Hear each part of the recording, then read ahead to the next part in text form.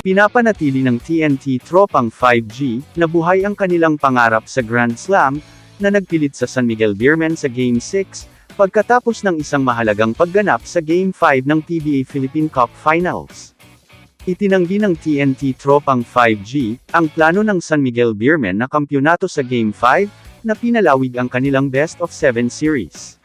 Nagbigay ng walang patid na koneksyon si Brandon Ganuelas-Rosser, upang dalhin ang TNT tropang 5G, sa krusyal na tagumpay laban sa San Miguel Beermen, habang pinalawig nila ang final series sa Game 6.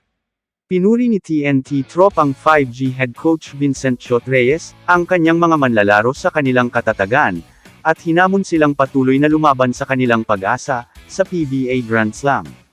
Kasunod ng matapang na panalo ng TNT sa Game 5 ng Philippine Cup Finals, laban sa San Miguel, sinabi ni Reyes na ipinagmamalaki niya kung paano tumugon ang kanyang koponan, sa ilalim ng pressure na palawigan ang Best of 7 title series. Basta may natitira pang laro ay patuloy pa rin nalalaban ng tropa, at ipapakita sa lahat na hindi nila basta-basta isusuko, ang kanilang pride bilang back-back champion ng season. Nagpamalas si Brandon Ganuelas-Rosser, ng matiniding effort sa Game 5, upang panatilihin na buhay ang kanilang pag-asa, siya inaasam na kampyonato. Mapa-opensa man, o depensa, ay pinanganuhan niya ang TNT. Ang Beermen ay nalimitihan nila sa 78 points, na siyang pinakamababa nila ngayong series, 11 points lang ang kanilang nagawa sa second quarter, na naging daan para makaban, ng double digits ang tropa. Si Vos Outros ang pinakamahusay na manlalaro mula sa TNT bench, sa pamamagitan ng pag-score ng 11 puntos. Ang kanyang 3 lamang sa laro mula sa kanto at isang layup ay nagsara ng 13-0 na pagsabog sa fourth quarter. Nagdagdag si Jordan Heading ng 13 puntos, kabilang ang isang 3 na nagpauna sa TNT sa pinakamalaking kalamangan nito, at sa wakas ay nagawang neutralisahin ng tropang 5G ang Beermen sa huling yugto.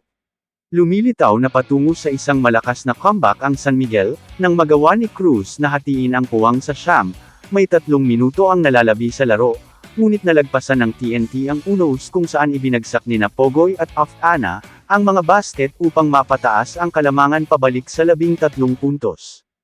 Ang tropang 5G ay sumandal sa balanseng pag-atake, upang manatiling buhay sa finals, kasama sina Brandon Ganuelas-Rosser at Kelly Williams, na umasenso sa kawalan ng bigman na si John Paul Arim, na nananatiling naka-sideline dahil sa hamstring injury. Nagtapos si Rosser na may 18 puntos, habang nagdagdag si Williams ng 14. Layunin ng TNT na mapuwersa ang do-or-die Game 7, sa muling paghaharap nila ng Beermen sa Biyernes ng gabi, sa PhilSports Arena sa Pasig City. Kamusta mga idol? Sports Zone PH, para sa sports news and update.